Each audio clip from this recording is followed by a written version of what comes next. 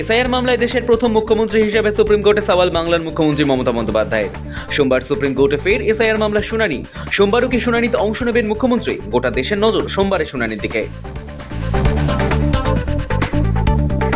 কতজন group B officer দিতে পারবে? সংখ্যাটা ৮৫০৫ জন। সোমবার সুপ্রিম শুনানির আগে কমিশনকে জানানো নবান্ন, রাজ্য সরকার কতজন গ্রুপ বি আধিকারিক দিতে পারবে তা সোমবারের মধ্যে জানাতে হবে কমিশনকে, নির্দেশ ছিল সুপ্রিম কোর্টের। সেই মতোই কমিশনকে আপডেট দিল নবান্ন। এসআইআর এর শুনানির শেষ পর্বে এসে বড় ঘোষণা। ডোমিসাইল সার্টিফিকেট অর্থাৎ স্থায়ী বাসিন্দা শংসাপত্রকে বৈধ নথি হিসেবে মান্যতা দিল নির্বাচন কমিশন।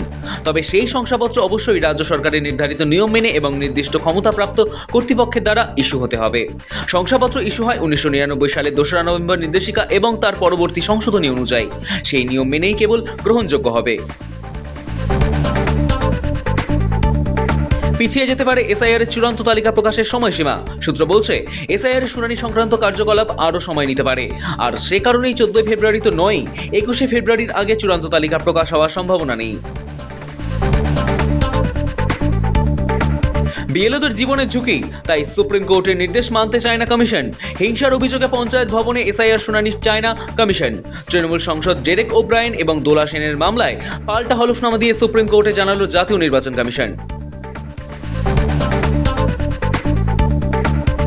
সরকারকে ইঞ্চিতে ইঞ্চিতে বুঝে নেবে, ডিএর দাবিতে ফের রাজপথে মিছিল সংগ্রামী যৌথ মঞ্চের। রাজ্যের 25% ডিএ মিটিয়ে দেওয়ার নির্দেশ দিয়েছে সুপ্রিম কোর্ট। সেই রায়কে সামনে রেখেই আন্দোলন জোরদার করল সংগ্রামী যৌথ মঞ্চ।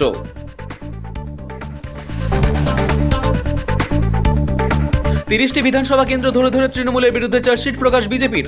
রাজ্যের আইন শৃঙ্খলা থেকে শুরু করে স্থানীয় প্রশাসনের ভূমিকা, একাধিক প্রশ্ন তুলে চার্জশিট পদ্ম শিবিরের। পাল্টা রাজনৈতিক উদ্দেশ্য প্রণোদিতভাবে অপপ্রচার চালানোর অভিযোগ শাসক দল তৃণমূলের। টানা 3 দিনের অপারেশন। মহারাষ্ট্রে পুলিশ ও সিআরপিএফ এর যৌথ অভিযানে খতম মাওবাদী কমান্ডার সহ 7, শহীদ 1 জওয়ান। মৃতদের মধ্যে 4 জন পুরুষ, 3 জন মহিলা। শুধুমাত্র একজনের দেহ শনাক্ত করা গিয়েছে, বাকিদের পরিচয় এখনো জানা যায়নি। ঘাড়ে নিঃশ্বাস ফেলছে চীন এবং পাকিস্তান। টানাপোড়েন বাড়ছে সীমান্তে। যুদ্ধবিমানের ঘাটতি মেটাতে 114 রাফালে যুদ্ধবিমান কিনবে ভারত। চলতি মাসের শেষেই ভারত সফরে আসার কথা ফ্রান্সের প্রেসিডেন্ট ইমানুয়েল ম্যাক্রোর। মহাকাশে ভারতের ক্ষমতা বাড়ালো বেসরকারি সংস্থার স্যাটেলাইট। এবার শত্রুপক্ষের নজরদারি আরও সহজ। এএফআর স্যাটেলাইট ব্যবহার করে আন্তর্জাতিক মহাকাশ স্টেশনের ছবি তুলতে সক্ষম আহমেদাবাদের সেই বেসরকারি সংস্থার অজিস্তা ইন্ডাস্ট্রিজ প্রাইভেট লিমিটেড। এই কৌশলকে বলা হয় ইন অরবিট স্নুপিং।